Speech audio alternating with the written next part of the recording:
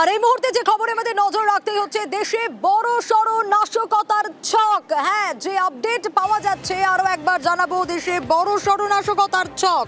জঙ্গি যোগে দিল্লি পুলিশের ধরপাকড়, পাক জঙ্গি যোগে দিল্লি পুলিশের জালে ইতিমধ্যে ৮। কারা কারা, কিভাবে গ্রেপ্তার, আরো বিস্তারিত এই বিষয়ে জানাতে পারবে মৈত্রেয়ী রয়েছে আমার সঙ্গে। মৈত্রেয়ী, একেবারে দেখো, বড় সড় নাশকতার ছক বানচাল করতে পেরেছে দিল্লি পুলিশ, অন্তত এমনটাই জানা যাচ্ছে। ৮ জনকে ইতিমধ্যে দিল্লি পুলিশের তরফ থেকে কোঅর্ডিনেটেড যে অপারেশন রয়েছে এই ৮ জনের মধ্যে ৬ জনকে গ্রেপ্তার করা হয়েছে তামিলনাড়ু থেকে এবং ২ জনকে গ্রেপ্তার করা হয়েছে পশ্চিমবঙ্গ থেকে।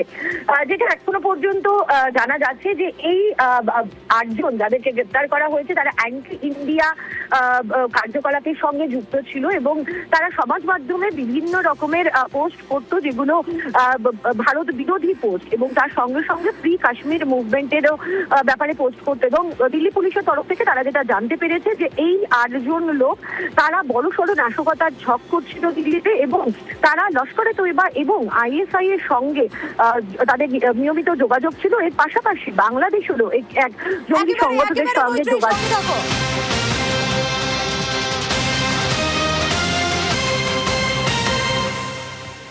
আর ঠিক এখানেই প্রশ্ন, পাক গুপ্তচর সংস্থা আইএসআই এর সঙ্গে ধৃতদের যোগাযোগ, এই প্রশ্ন উঠছে। পাক জঙ্গি সংগঠনের হয়ে সোশ্যাল মিডিয়ায় প্রচার এবং বাংলাদেশের জঙ্গি সংগঠনের হয়েও কাজের অভিযোগ।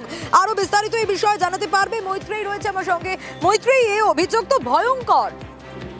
একেবারে নিঃসন্দেহে দেখো, এই অভিযোগ অত্যন্ত গুরুতর। তার কারণ যদি গত বছরের পেহেলগাঁও হামলার ঘটনা দেখা যায় এবং তারপরেও দিল্লি নাশকতার ঘটনা, সেখানেও কিন্তু পাক যোগ খুব সুস্পষ্ট হয়েছিল। এবং সাম্প্রতিককালে দিল্লি পুলিশের কাছে এরকম একটি টিপ অফ এসেছিল যে দিল্লিতে কোনো একটি মন্দিরের কাছে বড়সড় নাশকতার প্ল্যান করছে এই পাকিস্তান বেস জঙ্গিরা, এবং সেখানে দাঁড়িয়ে এই ৮ জনকে গ্রেপ্তার করা এবং যাদের সঙ্গে একেবারে আইএসআই এবং লস্করে তৈবা এবং তার সঙ্গে সঙ্গে বাংলাদেশের জঙ্গি গোষ্ঠীর সরাসরি যোগাযোগ আছে, সেই বিষয়টা কিন্তু আরো স্পষ্ট করে দিচ্ছে যে ভারতে নাশকতার জন্য কোনো বড় সড়ো কিছু প্ল্যান করা হচ্ছিল। এবং তার সেই প্ল্যানিং এ ভারতের ২ পড়শি রাজ্যেরও যে কিছুটা হাত ছিল, পড়শি দেশেরও যে কিছুটা হাত ছিল, সেই ইঙ্গিতই কিন্তু এই অ্যারেস্ট থেকে পাওয়া যাচ্ছে। বেশ মৈত্রেয়ী, সঙ্গে থাকো।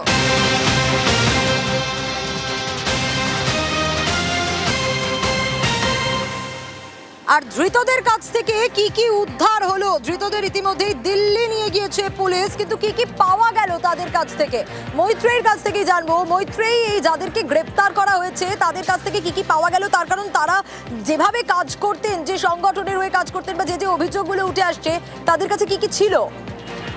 তাদের কাছে সবথেকে গুরুত্বপূর্ণ যে জিনিসটি পাওয়া গিয়েছে সেটা হচ্ছে মোবাইল। ৮টি মোবাইল ফোন তাদের থেকে পাওয়া গেছে এবং ১৬টিরও বেশি সিম কার্ড তাদের থেকে উদ্ধার হয়েছে।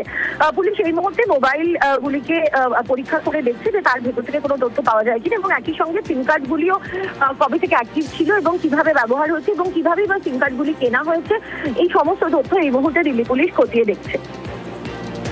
বেশ মৈত্রেয়ী।